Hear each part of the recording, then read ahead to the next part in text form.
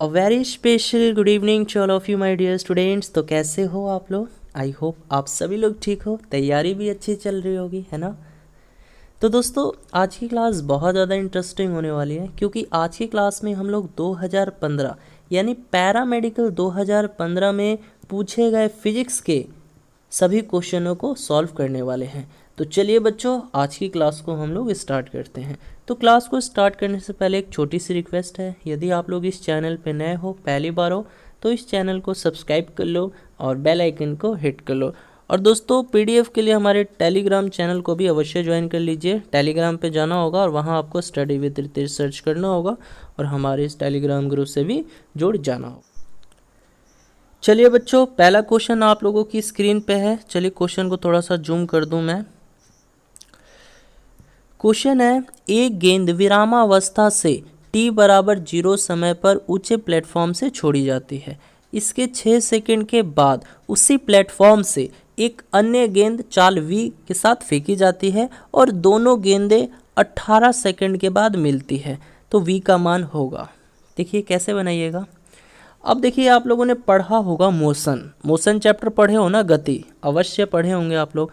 अब मोशन में ये जो टाइप आ जाता है ना, ये मोशन अंडर ग्रेविटी का एक टाइप है। ठीक है, मैं आपको सब बताऊंगा, घबराने की आवश्यकता नहीं है, न्यूमेरिकल्स को देख कर डरना नहीं है।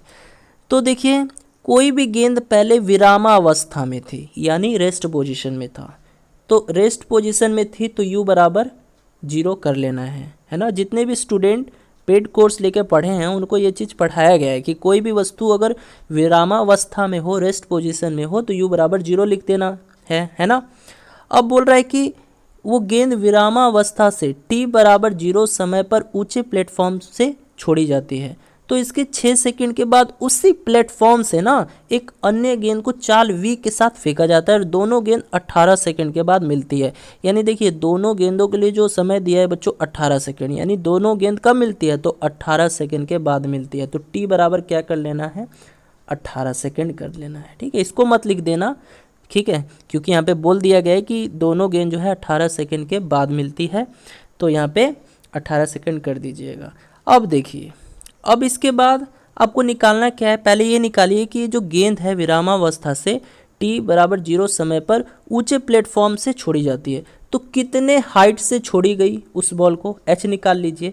तो h बराबर क्या लिखिएगा, गति का तीसरा इक्वेशन क्या करते थे आप लोग, s बराबर ut plus half G T square. यहाँ पे g होगा, क्यों, क्योंकि मोशन अंडर ग्रेविटी में है ना।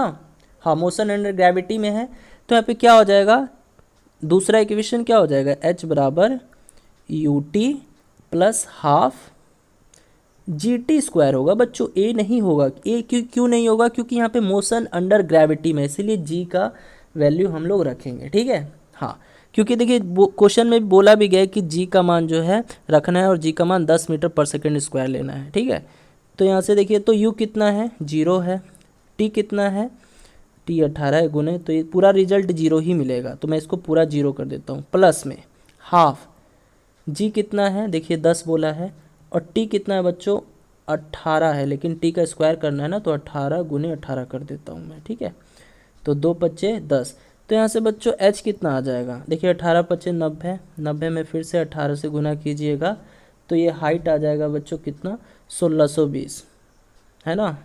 हाँ, 18 90 कितना होता है, 162, और 1 0 का 1 0, यानी कितना आ गया, ये आपका 1620 आ गया हाइट। तो बच्चों जैसे कि हम लोगों ने हाइट निकाल लिया, कितना आया था हाइट आपका आया था 1620। ठीक है, 1620 इतना आया था। अब यहाँ से यहाँ तक फिर से पढ़िए आप लोग, है ना। तो बोल रहा है कि इसके 6 सेकंड के बाद उसी प्लेटफॉर्म से एक अन्य गेंद को चाल v के रफ्तार से फेंका जाता है और दोनों 18 सेकंड के बाद मिलती है। यानी देखिए 6 सेकंड के बाद फेंका जाता है उस गेंद को प्लेटफॉर्म से, और फिर ये दोनों गेंद 18 सेकंड के बाद मिलती है। तो एक चीज़ बताइए, दूसरी गेंद को जो समय लगा होगा कितना लगा होगा, मुझे बता दीजिए।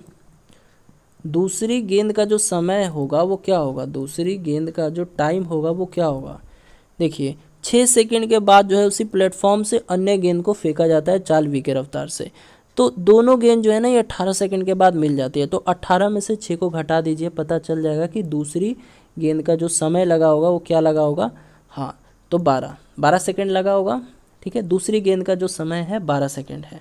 इसके बाद बोल रहा है कि जब इसको 6 सेकंड के बाद उसी प्लेटफॉर्म से फेंका जाता है ना इस गेंद को, तो ये चाल v के रफ्तार से जाता है। तो यहाँ पे चाल v जो है यानी क्या है, फाइनल वेलोसिटी है।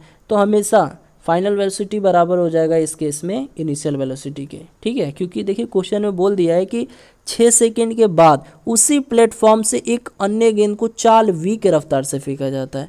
तो इस केस में हमेशा v जो है ये बराबर होगा u के, है ना, फाइनल वेलोसिटी बराबर में इनिशियल वेलोसिटी हो जाएगा। तो अब पूछ रहा है कि आप इसी v का वैल्यू बताइए कितना आ रहा है। ठीक है, जबकि देखिए हमको h दे दिया है, ये क्या है, टाइम है, और v u भी मतलब दे चुका है। तो अब बताइए यहाँ से अगर मुझे क्या निकालना है, v निकालना है, तो मैं यहाँ पे क्या लगाऊंगा, गति का कौन सा फॉर्मूला लगाऊंगा, गति का कौन सा इक्वेशन लगाऊंगा, तो दूसरा क्या है, वही है h बराबर ut प्लस में हाफ GT²। ठीक है, तो h कितना है बच्चों, h हम लोगों ने निकाला था 1620 है, और u कितना है, देखिए u की जगह मैं क्या कर सकता हूँ, v कर सकता हूँ ऑफकोर्स v।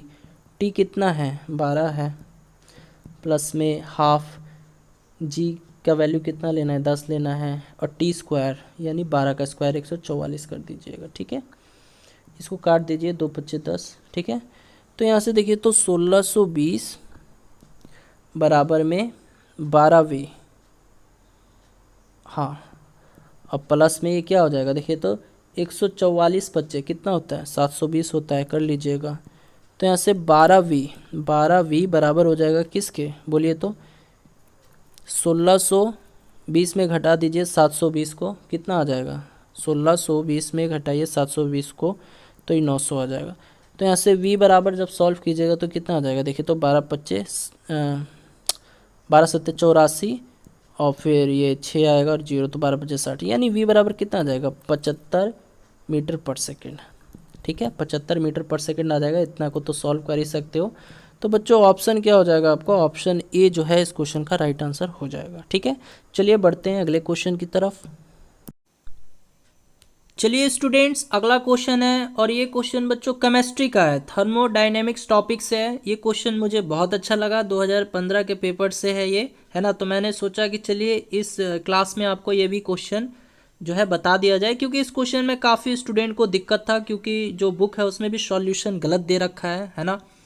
क्वेश्चन है 1 एटमॉस्फेरिक प्रेशर के स्थिर दाब पर पानी का 1 ग्राम द्रव से वाष्प में परिवर्तित होता है। आयतन 1 क्यूबिक सेंटीमीटर से 1671 क्यूबिक सेंटीमीटर हो जाता है। तो इस दाब पर वाष्पन की ऊष्मा 540 कैलोरी पर ग्राम है। तो पानी की आंतरिक ऊर्जा में वृद्धि कितनी हुई है ये बताना है, यानी the internal energy of water कितना इंक्रीज किया है ये बताना है। ठीक है,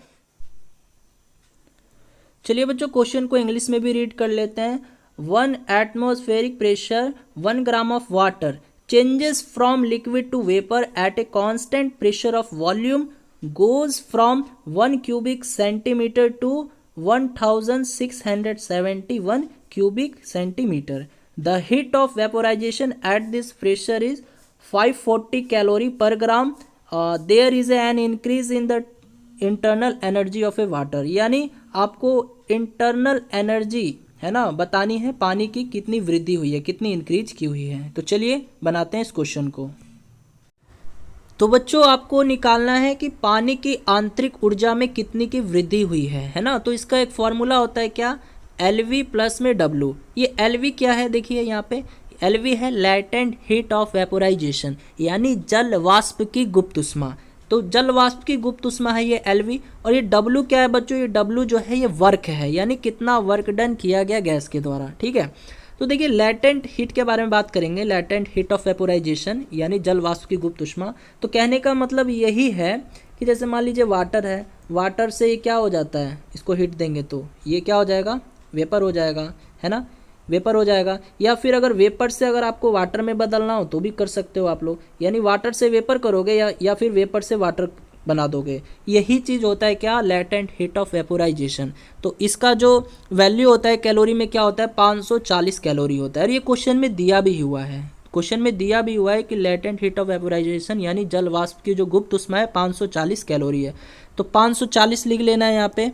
अब आप ही बताइए यहाँ पर कैलोरी है, तो आप बताइए एक कैलोरी जो है कितने जूल के बराबर होता है, 4.2 जूल के बराबर होता है, बताया भी था। वैसे देखा जाए एग्जैक्ट तो ये होता है 4.186 होता है, लेकिन जब भी हम लोग क्वेश्चन को सॉल्व करते हैं तो हम लोग 4.2 जूल लेते हैं। तो 540 गुने में 4.2 जूल, इतने को गुना कीजिए आपका एलवी निकल के आ जाएगा, यानी गुना कीजिएगा तो ये 2268 जूल आ जाएगा। ठीक है, 2268 जूल आ जाएगा। अब आइए डब्लू को सॉल्व करते हैं। तो डब्लू बराबर क्या होता है, -P इंटू में डेल्टा वी। ये W क्या है, वर्क है, माइनस ये P देख रहे हो, ये P क्या है, प्रेशर है, दिया भी हुआ है प्रेशर। ठीक है, और ये डेल्टा V क्या है, डेल्टा V है बच्चों आयतन में परिवर्तन, चेंजेस इन वॉल्यूम। ठीक है, तो अब देखिए यहाँ पे ध्यान से समझना है, प्रेशर कितना दिया हुआ है देखिए तो, हाँ एटमॉस्फेरिक प्रेशर कितना है 1 atm है, तो 1 atm कर देना है। और डेल्टा V का मतलब क्या है, आयतन में परिवर्तन, इसको लिखते हैं V2 - V1 है ना, वॉल्यूम 2 में से वॉल्यूम 1 को घटा दीजिएगा, यही होता है डेल्टा वी। अब देखिए एक एटमॉस्फेरिक प्रेशर ये कितने जूल के बराबर होता है, तो ये याद रखना है बच्चों 101 जूल के बराबर होता है। ठीक है, अब यहाँ से देखिए V1, अब आप लोग पूछेंगे कि सर ये V2 और V1 कहाँ दे रखा है, तो देखो क्वेश्चन में दे रखा है 1 क्यूबिक सेंटीमीटर है ना, 1 क्यूबिक सेंटीमीटर दे रखा है, तो ये 1 क्यूबिक सेंटीमीटर है। आपको मालूम होना चाहिए वॉल्यूम को जो है लीटर में किया जाता है, तो 1 क्यूबिक सेंटीमीटर है, तो इसको हमको लीटर में बदलना होगा। तो लीटर में बदलिएगा तो क्या कीजिएगा, यानी 1 क्यूबिक सेंटीमीटर है, इसको लीटर में बदलना है, तो 1 को क्या कीजिएगा 1 में भाग दे दीजिएगा 1000 से। तो 1 में जब 1000 से भाग दीजिएगा तो ये इतना आ जाएगा, यानी 0.001 लीटर। इसी तरह से ये भी देखिए 1671 क्यूबिक सेंटीमीटर है, तो इसमें भी भाग दीजिए 1000 से, तो 1000 से भाग दीजिएगा तो ये भी जो है बच्चों लीटर में आ जाएगा, यानी कितना आ जाएगा 1.671 लीटर। ठीक है, तो अब आपको पता चल गया ये V1 है, ये V2 है, ये वॉल्यूम 1 है, ये वॉल्यूम 2 है, तो घटा लीजिए, वॉल्यूम 2 में से वॉल्यूम 1 को घटा लीजिए तो कितना आ जाएगा 1.67, और ये 101 जूल है, -101 जूल है, तो इतने को कीजिए तो ये कितना आ जाएगा, कैलकुलेट कीजिएगा, जोड़ गुना इतना तो कर ही सकते हो, तो ये आ जाएगा 168 -168.67 आ जाएगा। तो बस हो गया, आप लोगों ने LV भी निकाल लिया और W भी निकाल लिया। तो अब आप लोग नहीं बता दीजिएगा पानी की आंतरिक ऊर्जा में कितनी की वृद्धि हुई है, यानी डेल्टा V। क्या है ये, डेल्टा V वही है पानी की आंतरिक ऊर्जा में वृद्धि। तो इसका LV बराबर LV + W होता है, LV कितना निकाले आप लोग 2268, और माइनस कर दीजिएगा क्योंकि देखिए यहाँ पे साइन माइनस का है, तो प्लस बीच में प्लस है ना, तो प्लस माइनस क्या होता है, माइनस होता है, और -168.67, तो इतने को कीजिए तो ये कितना आ जाएगा 2099, यानी ऑप्शन ए जो है आपका सही आंसर हो जाएगा। तो 2099.3 जूल। ठीक है, तो ऑप्शन ए। देखिए बहुत से बच्चों को कंफ्यूज था, ये क्वेश्चन कंफ्यूजन थे काफ़ी बच्चे। तो बताइए समझ में आया कि नहीं आया, जल्दी से सभी स्टूडेंट बोलेंगे, आप लोग को बच्चों समझ में आया कि नहीं आया, बताइए जल्दी से। चलिए बहुत अच्छी बात है ना, चलिए बढ़ते हैं अगले क्वेश्चन की तरफ। क्वेश्चन है बच्चों, ए आवृत्ति यानी ए फ्रीक्वेंसी n से गाता है और b फ्रीक्वेंसी यानी आवृत्ति n/8 से गाता है। यदि दोनों की ऊर्जा समान है और a का आयाम यानी a का एम्पलीट्यूड स्मॉल a है, तो b का आयाम यानी b का एम्पलीट्यूड क्या होगा, यही बच्चों बताना है। ठीक है, तो अब आप ही बताइए क्या होगा इस क्वेश्चन का आंसर। तो देखिए आपको डायरेक्ट याद रखना है कि ये जो आवृत्ति है ना, यानी ये जो फ्रीक्वेंसी है, ये आयाम पर निर्भर नहीं करता, यानी ये जो फ्रीक्वेंसी है ये एम्पलीट्यूड पे डिपेंड नहीं करता, है ना। यदि दोनों की ऊर्जा समान है ना, और ए का एम्पलीट्यूड ए है, स्मॉल ए है, तो बी का भी एम्पलीट्यूड क्या होगा बच्चों, ये भी जो है स्मॉल ए ही होगा। आई बात समझ में, कब, लेकिन देखना हमेशा याद रखना ऊर्जा समान होनी चाहिए। तो ऊर्जा समान है और फिर ए का आयाम यानी ए का एम्पलीट्यूड स्मॉल ए दे रखा है, तो बी का भी आयाम वही होगा, यानी स्मॉल ए ही होगा। ठीक है, हाँ, क्योंकि दोनों की ऊर्जा समान है इसीलिए दोनों के एम्पलीट्यूड भी समान होंगे। तो आप ही बताइए बच्चों ऑप्शन कौन सा होगा। तो ऑप्शन ए जो है आपके इस क्वेश्चन का राइट आंसर हो जाएगा। ठीक है, हाँ चलिए बढ़ते हैं अगले क्वेश्चन की तरफ। चलिए बच्चों अगला क्वेश्चन है, ठीक है, थोड़ा सा मैं इसको जूम कर देता हूँ फिर हम लोग इस क्वेश्चन को पढ़ के सॉल्व करते हैं। तो बोला है कि जब 2 एम्पियर की एक धारा 2 एम्पियर की एक धारा एक बैटरी में ऋणात्मक से धनात्मक टर्मिनल की ओर प्रभावित होती है तब इस पर विभवांतर 12 वोल्ट है ना। यदि विपरीत दिशा में प्रभावित 3 एम्पियर धारा 15 वोल्ट का विभवांतर उत्पन्न करती है तब बैटरी का विद्युत वाहक बल यानी इलेक्ट्रोमोटिव फोर्स क्या होगा। ठीक है, देखिए इस क्वेश्चन में 2 कंडीशन बनेगा। ठीक है, देखिए बोल रहा है कि जब 2 एम्पियर की एक धारा एक बैटरी में ऋणात्मक से धनात्मक टर्मिनल की ओर प्रभावित होती है तब इसका विभवांतर यानी दे रखा है कितना 12 वोल्ट दे रखा है। यदि अब ये विपरीत दिशा में प्रभावित होती है यानी इसके विपरीत, देखिए ये 2 एम्पियर की एक धारा में मतलब प्रभावित होता है और ये बोला है कि यदि ये इसके विपरीत दिशा में प्रभावित हो यानी 3 एम्पियर की धारा से और वोल्ट कितना हो 15 वोल्ट का विभवांतर उत्पन्न करती हो तब बैटरी का इलेक्ट्रोमोटिव फोर्स क्या होगा ये बताना है। तो देखिए बच्चों आपको एक सूत्र याद रखना होगा, जब भी ऐसा क्वेश्चन आए यानी एम्पियर दे दे, वोल्ट दे दे, इलेक्ट्रोमोटिव फोर्स दे दे, है ना, विद्युत वाहक बल, ये सब दे देना, तो आपको एक फॉर्मूला मालूम होगा आप लोगों को कि स्मॉल आर बराबर ये हो जाता है बच्चों capital E minus V upon में स्मॉल आई। अब देखिए ये आप लोग देख रहे हो ये स्मॉल आर ये क्या है, इंटरनल रेजिस्टेंस है, आंतरिक प्रतिरोध है। तो आंतरिक प्रतिरोध बराबर हो जाएगा ई माइनस वी अपॉन में आई। ये ई क्या है, इलेक्ट्रोमोटिव फोर्स है, विद्युत वाहक बल है जो कि हमको निकालना है। क्वेश्चन में यही बोला है ना कि बैटरी का विद्युत वाहक बल निकालिए। और वी क्या है, वोल्ट है, आई क्या है, करंट है। ठीक है, तो आइए इसको एक बार फिर से मैं लिख लेता हूँ। क्या मैं बताया था, स्मॉल आर बराबर में capital E minus V upon में आई। अब मैंने बताया था ना कि इस क्वेश्चन में 2 केस होगा, यानी एक बार आप लोग यहाँ से यहाँ तक पढ़िएगा तो एक केस हो जाएगा, पहली स्थिति हो जाएगी, फिर आपको यहाँ से यहाँ तक पढ़ना होगा, वो आपकी दूसरी स्थिति हो जाएगी। तो चलिए पहली स्थिति में देखते हैं। पहली स्थिति में जो है करंट आपको दे दिया गया है, यानी ये जो आई है आपको दे दिया गया है बच्चों कितना 2 एम्पियर। ठीक है, और फिर इसके बाद देखिए वोल्ट दे दिया गया है 12 वोल्ट, समझ में आ रहा है। वी कितना दे दिया है, 12 वोल्ट दे दिया है। ठीक है, तो अब आप इस फॉर्मूला का यूज कीजिए। आर बराबर पहली स्थिति के लिए आर बराबर क्या हो जाएगा, कैपिटल ई जो कि हमको निकालना है, माइनस वी कितना है 12 है तो 12 कर लीजिए, और अपॉन में आई कितना है 2 है। तो देखिए ये पहला इक्वेशन बन गया। ठीक है, पहला इक्वेशन बच्चों बन गया। अब आइए दूसरी स्थिति में चलते हैं, सेकंड। तो सेकंड में मैं डायरेक्ट लिखूंगा। ठीक है, देखिए आई कितना दे रखा है बच्चों, बोला है कि यदि विपरीत दिशा में प्रभावित, यानी इसके विपरीत दिशा में प्रभावित होती है 3 एम्पियर की धारा, तो आई कितना हो गया 3 एम्पियर हो गया, आई 3 एम्पियर हो गया, और 15 वोल्ट का विभवांतर उत्पन्न करती है। 15 वोल्ट का जो है बच्चों विभवांतर उत्पन्न करती है, विपरीत दिशा में जाती है तो ये 15 वोल्ट जो है ना माइनस में हो जाएगा, हमेशा याद रखना, क्योंकि ये विपरीत दिशा में प्रभावित करती है।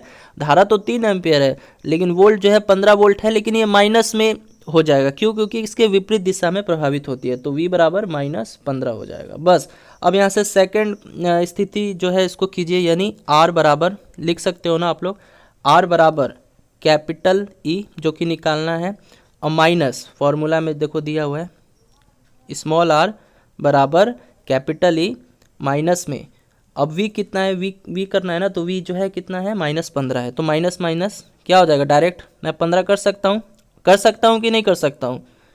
देखिए ई माइनस वी था तो ई का तो ई रहने देते हैं क्योंकि ई निकालना है, और माइनस का माइनस ही रहने देता हूँ मान लीजिए, और फिर ये वी क्या था -15 था, तो माइनस माइनस क्या हो गया प्लस हो गया, तो ई +15 अपॉन में आई कितना है देखो तो 3 एम्पियर है तो 3 हो गया। तो ये बच्चों सेकेंड कंडीशन हो गया। आ रही है बात समझ में, ये पहली कंडीशन है और ये सेकेंड कंडीशन है, दोनों को बराबर कर दीजिए आंसर आ जाएगा। चलिए दोनों को देखो मैं बराबर करता हूँ, यानी ये पहला इक्वेशन बन गया, ये दूसरा इक्वेशन बन गया, ये तो दोनों को मान लीजिए बराबर कीजिएगा आप लोग। ठीक है, यानी दोनों को बराबर कीजिए, ई माइनस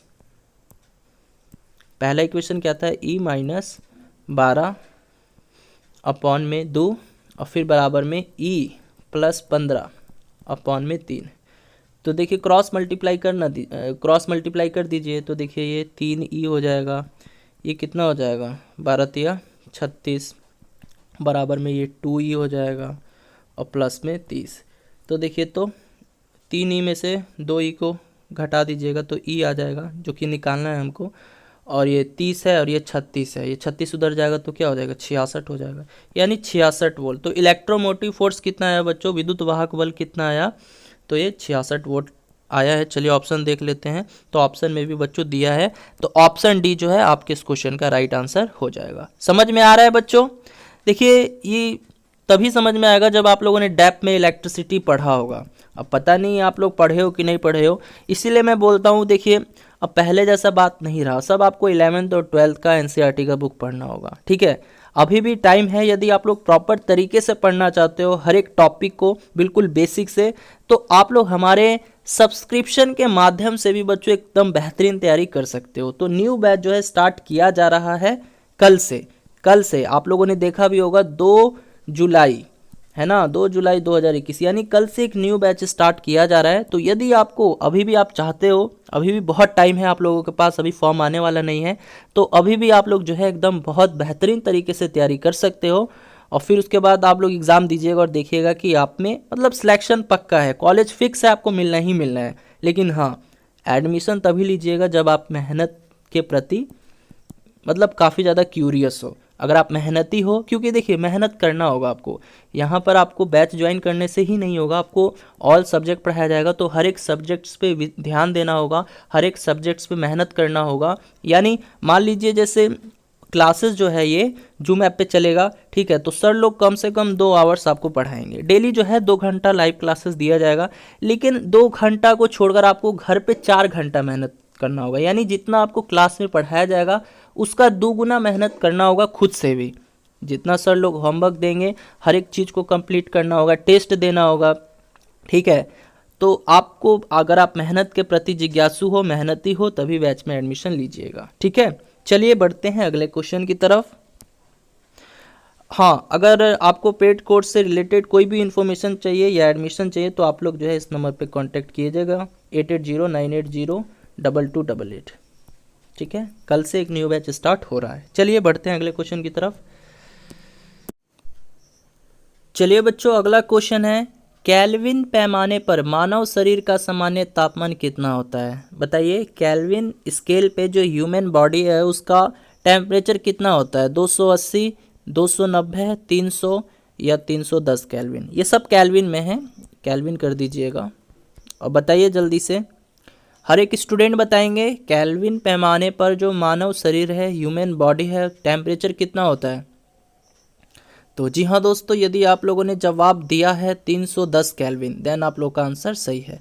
तो बच्चों याद रखना है 310 केल्विन होता है, ठीक है। केल्विन पैमाने पर मनुष्य का जो शरीर का तापमान होता है वो 310 केल्विन होता है। अगर मैं आपसे पूछूं सेल्सियस में, बताइए सेल्सियस पैमाने पर मनुष्य के शरीर का तापमान कितना होता है, और फ़ारेनहाइट पैमाने पर मनुष्य के शरीर का तापमान कितना होता है। तो बच्चों सेल्सियस पर कितना होता है, जल्दी बोलिए। देखो होता तो है 36.9 डिग्री सेल्सियस, लेकिन हम लोग एग्जैक्ट क्या लेते हैं 37 डिग्री सेल्सियस, ठीक है। तो 37 डिग्री सेल्सियस लेते हैं। और बात करेंगे फ़ारेनहाइट पैमाने पर ह्यूमन बॉडी का टेम्परेचर क्या होता है, तो ये होता है 98.6 फ़ारेनहाइट, ठीक है। 98.6 फ़ारेनहाइट होता है, डिग्री फ़ारेनहाइट, ठीक है। 98.6 डिग्री फ़ारेनहाइट होता है, ठीक है। तो ये क्वेश्चन आपको याद करके रखना है, ठीक है, पूछा जा सकता है। तो चलिए बढ़ते हैं। हाँ एक क्वेश्चन और बताइए, तो ये डिग्री फ़ारेनहाइट और डिग्री सेल्सियस आपस में किस तापमान पर इक्वल होते हैं। डिग्री पूछा जा सकता है क्योंकि ये क्वेश्चन पूछ दिया है, तो इससे रिलेटेड 2-4 क्वेश्चन और है वो भी बता दीजिए ना। तो डिग्री सेल्सियस है ना, डिग्री सेल्सियस और डिग्री फ़ारेनहाइट ये आपस में किस तापमान पर बराबर होते हैं। डिग्री सेल्सियस और डिग्री फ़ारेनहाइट आपस में कब बराबर होते हैं, किस टेम्परेचर पर बराबर होते हैं, बताओ। ये बराबर होते हैं किस टेम्परेचर पर, तो जी हाँ दोस्तों, किस टेम्परेचर पर बराबर होते हैं, तो ये -40 डिग्री सेल्सियस पे, ठीक है, -40 डिग्री सेल्सियस पे ये आपस में इक्वल हो जाते हैं। तो बच्चों चलिए बढ़ते हैं अगले क्वेश्चन की तरफ। और गाइस क्लास अच्छी लग रही हो, इंटरेस्टिंग लग रही हो तो एक लाइक जरूर दे देना, ठीक है। चलिए बच्चों, क्वेश्चन है 1 मीटर इसके बराबर है, तो 1 मीटर कितने एंगस्ट्रॉम के बराबर है, तो 10 के पावर 10 एंगस्ट्रॉम, 10 के पावर 8 एंगस्ट्रॉम, 10 के पावर 6 एंगस्ट्रॉम या 10 के पावर 7 एंगस्ट्रॉम, बता दीजिए, जल्दी से जवाब दीजिएगा हर एक स्टूडेंट, जल्दी से। तो जी हाँ दोस्तों, यदि आप लोगों ने जवाब दिया है ऑप्शन ए देन सही है आप लोग। तो 1 मीटर ये बराबर हो जाता है बच्चों 10 के पावर 10 एंगस्ट्रॉम के, ठीक है, ये याद रखना है। अगर मैं आपसे यही पूछता कि 1 एंगस्ट्रॉम ये कितने मीटर के बराबर होता है, 1 एंगस्ट्रॉम ये कितने मीटर के बराबर होता है, तो क्या बोलते हैं आप लोग, 10 के पावर -10 मीटर। आ रही है ना बात समझ में। तो ये दोनों जो है आप लोग याद कर लीजिए, पूछा जा सकता है। एंगस्ट्रॉम देखिए, एंगस्ट्रॉम होता है A का पावर नॉट, इसी को बोलते हैं A का पावर नॉट, ठीक है, मतलब A का पावर 0 वही A नॉट, ठीक है। तो ये याद कर लीजिएगा, A का पावर 0 यानी इसी को एंगस्ट्रॉम बोलते हैं। और 1 एंगस्ट्रॉम ये बराबर हो जाता है 10 का पावर -10 मीटर। बढ़ते हैं अगले क्वेश्चन की तरफ। चलिए बच्चों, अगला क्वेश्चन है लेंस से है, ठीक है, लेंस ऑप्टिक्स में आता है, आप लोगों ने पढ़ा ही होगा मिरर लेंस। तो लेंस से पूछा गया क्वेश्चन है। चलिए मैं इसको जूम करके पढ़कर बता देता हूँ क्वेश्चन क्या कह रहा है, उसके बाद बनाते हैं हम लोग। क्वेश्चन है, एक प्रदीप वर्ग का प्रतिबिंब एक अभिसारी लेंस की सहायता से एक पर्दे पर प्राप्त किया जाता है। लेंस से वर्ग की दूरी 40 सेंटीमीटर है और प्रतिबिंब का क्षेत्रफल वर्ग का 9 गुना है। तो लेंस की फोकस लंबाई क्या है, फोकल लेंथ क्या होगी, ये बताना है। कुछ नहीं है, बहुत सिंपल क्वेश्चन है। तो सबसे पहले आप लोग देखिएगा, अगर लेंस का क्वेश्चन हो या फिर मिरर का क्वेश्चन हो, है ना, तो अगर क्वेश्चन में 9 गुना, 3 गुना, 2 गुना, 4 गुना कहा गया होगा तो समझ लेना है ये चीज़ क्या होता है, हमारा मैग्निफिकेशन होता है, आवर्धन होता है। तो आवर्धन यानी मैग्निफिकेशन बराबर हो जाता है लेंस में क्या होता है, ये होता है V/U, ठीक है। आवर्धन, आवर्धन बराबर क्या होता है, V/U। V क्या है यहाँ पे, V जो है इमेज डिस्टेंस है ना, इमेज डिस्टेंस है, प्रतिबिंब की दूरी है। U क्या है, वस्तु दूरी है। U क्या है हमारा, वस्तु दूरी होता है, ऑब्जेक्ट डिस्टेंस जिसको बोलते हैं। तो यहाँ पे M कितना दिया है, देखो तो 9 गुना, तो 9 बराबर में V/U कर देंगे। तो यहाँ से मैं पूछूं कि V बराबर कितना हो जाएगा, तो ये 9U हो जाएगा, 9U ऑफकोर्स हो जाएगा। अब देखिए, अब बोल रहा है कि लेंस से वर्ग की दूरी, देखिए यहाँ पे वस्तु दूरी दे दिया है, लेंस से वर्ग की दूरी यानी वस्तु का जो दूरी है वो कितना है, 40 सेंटीमीटर है। तो यहाँ पे V बराबर 9 गुना U दे दिया है, क्या बोल रहा है, 40 सेंटीमीटर है। तो 40 करूँगा तो मुझे V पता चल गया कितना है, V आ गया बच्चों 360 आ गया। और U जो है बच्चों आप लोग को पता है कि यही है ऑब्जेक्ट डिस्टेंस जिसको बोलते हैं। और ऑब्जेक्ट डिस्टेंस हमेशा क्या होता है बच्चों, बताइए, उत्तल लेंस हो चाहे अवतल लेंस हो, चाहे कन्वेक्स लेंस हो चाहे कनकेव लेंस हो, क्या होता है, ऑब्जेक्ट डिस्टेंस हमेशा निगेटिव होता है, यानी -40 ले लेना होगा, ठीक है। हाँ, लेकिन इस वैल्यू में माइनस मत ले लीजिएगा, इसमें माइनस नहीं लेना है, माइनस लीजिएगा तो गलत हो जाएगा। बस आपको ये बोला है कि लेंस से वर्ग की दूरी 40 सेंटीमीटर है, तो आपको मालूम है कि U बराबर जो है -40 होगा। तो देखो, तो V दे दिया है, U भी दे दिया है, और आपसे लेंस की फोकस लंबाई पूछा है, ठीक है। तो कैसे निकालिएगा, आप सभी को सूत्र मालूम होगा, क्या होता है लेंस का सूत्र, 1/f बराबर में 1/v माइनस में 1/u होता है ना, इतना तो पता ही है बच्चों, होता ही होगा, लेंस का सूत्र है ये। तो 1/f जो कि निकालना है, 1/v कितना दिया हुआ है बच्चों, ये दिया हुआ है 360, दिया हुआ नहीं था, हम लोगों ने निकाला था, और फिर माइनस में 1/u कितना था, u अभी हम लोगों ने -40 है ये, है ना, u कितना है, वस्तु दूरी -40 था ना, तो इसको -40 कर दीजिएगा। तो अब यहाँ से मैं डायरेक्ट लिखता हूँ, देखिए माइनस माइनस ये चीज़ प्लस हो जाएगा, तो मैं पूरा प्लस ही कर देता हूँ। तो एलसीएम लीजिएगा 360 और 40 का, तो 360 आएगा, ये 1 हो जाएगा और ये 9 हो जाएगा, यानी 1/f। तो यहाँ से 1/f कितना आ जाएगा, देखो तो यहाँ पे मैं लिखता हूँ 1/f बराबर में 10/360। तो 1 0 से 1 0 खत्म, तो f बराबर कितना आ जाएगा, देखो पलट दो इसको, f को ऊपर ले जाओगे तो 36 भी ऊपर चला जाएगा, यानी f बराबर 36 सेंटीमीटर।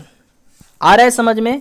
हाँ, तो लेंस की जो फोकस लंबाई होगी वो कितना होगी? 36 सेंटीमीटर होगी। चलिए बढ़ते हैं अगले क्वेश्चन की तरफ।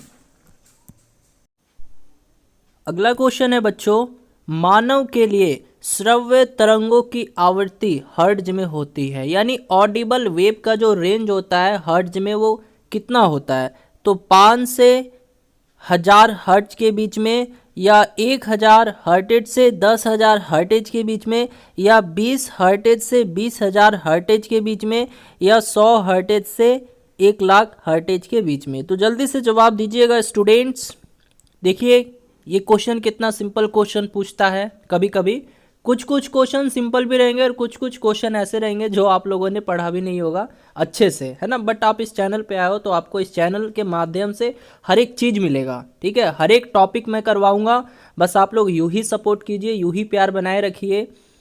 तो देखिए बच्चों क्या होगा, श्रव्य तरंगों की जो आवृत्ति होती है वो क्या होती है? 20 हर्टेज से 20,000 हर्टेज के बीच में होती है, ठीक है। तो देखो यहाँ पे 3 प्रकार की तरंग होती है। देखिए एक होता है श्रव्य तरंग, जिसको ऑडिबल वेव कहते हैं हम लोग, ऑडिबल वेव, ठीक है। और इसका रेंज क्या होता है? तो इसका रेंज अभी मैं बताया 20 हर्टेज से 20,000 हर्टेज के बीच होती है। एक होता है अवश्रव्य तरंग, अवश्रव्य तरंग, इसको क्या कहते हैं बच्चों? इसको हम लोग कहते हैं इंग्लिश में infrasonic wave, infrasonic wave, infrasonic wave. इसका रेंज क्या होता है बताइए? इंफ्रासोनिक वेव कहते हैं इसको, अवश्रव्य, अवश्रव्य तरंग को इंफ्रासोनिक वेव कहते हैं। इसका रेंज क्या होता है? तो ये बच्चों होता है 20 हर्ट्ज से नीचे, 20 हर्टेज से नीचे की आवृत्तियों वाली आवाज़ होती है, यानी 20 हर्टेज से नीचे होता है इसका। और एक होता है बच्चों प्राश्रव्य तरंग, तीसरा जो है ये होता है प्राश्रव्य तरंग। इसका रेंज क्या होता है बच्चों? इसको इंग्लिश में क्या कहते हैं? इसको इंग्लिश में कहते हैं ultrasonic wave, ultrasonic wave, ultrasonic wave. इसका रेंज बता दीजिए क्या होता है? इसका रेंज, अल्ट्रासोनिक वेव, इसका रेंज क्या होता है बच्चों? तो बच्चों इसका जो रेंज होता है वो होता है 20,000 हर्टेज से अधिक, है ना। 20,000 हर्टेज से अधिक वाली आवृत्तियों वाली आवाज़ होती है, 20,000 हर्टेज से अधिक आवृत्तियों वाली आवाज़ होती है। यानी 3 प्रकार की मैं तरंग बताया। श्रव्य तरंग है, इसका रेंज क्या होता है? 20 से 20,000 हर्टेज के बीच में होता है। अवश्रव्य तरंग है, इसका रेंज क्या होता है? 20 हर्टेज से नीचे की आवृत्तियों वाली आवाज़ होती है ये। और प्राश्रव्य तरंग है, इसका क्या होता है? 20,000 हर्टेज से अधिक आवृत्तियों वाली आवाज़ होती है, ठीक है। अब देखो क्वेश्चन ये भी पूछ लेता है कि चमगादड़ जो है, बैट्स, वो किस प्रकार की ध्वनि उत्पन्न करते हैं? तो ये मैं कई बार बता चुका हूँ। बताइए चमगादड़ की ध्वनि कैसी होती है? वो कौन सी ध्वनि तरंग उत्पन्न करते हैं? तो वेरी गुड, प्राश्रव्य, है ना। प्राश्रव्य तरंग जो है ये चमगादड़ यानी बैट्स जो है उत्पन्न करते हैं। और याद रखना ये ध्वनि तरंग जो है ये मनुष्यों द्वारा नहीं सुनी जा सकती। प्रश्न पूछ सकता है कि प्राश्रव्य तरंगें यानी अल्ट्रासोनिक वेव मनुष्य द्वारा सुनी जा सकती है या नहीं सुनी जा सकती? तो नहीं सुनी जा सकती। तो प्राश्रव्य तरंगे जो है ये मनुष्य द्वारा नहीं सुनी जा सकती, नहीं सुनी जा सकती, ठीक है। तो बच्चों ये था आपका पैरामेडिकल 2015 का पेपर, यानी फिजिक्स का। यानी फिजिक्स में टोटल जो है 8 क्वेश्चंस पूछे गए थे, जो मैंने आप लोगों को बता दिया, ठीक है। तो दोस्तों यदि आप लोग और ऐसी वीडियो चाहते हो, अगर आप लोग चाहते हो कि मैं 2016, 17, 18, 19, 20 तक का मैं कंप्लीट करूं, तो आप लोग अपनी राय जरूर दीजिएगा वीडियो के कमेंट सेक्शंस में। यदि वीडियो अच्छी लगी हो तो इस वीडियो को लाइक कर देना, और चैनल पर नए हो तो इस चैनल को भी सब्सक्राइब कर लेना।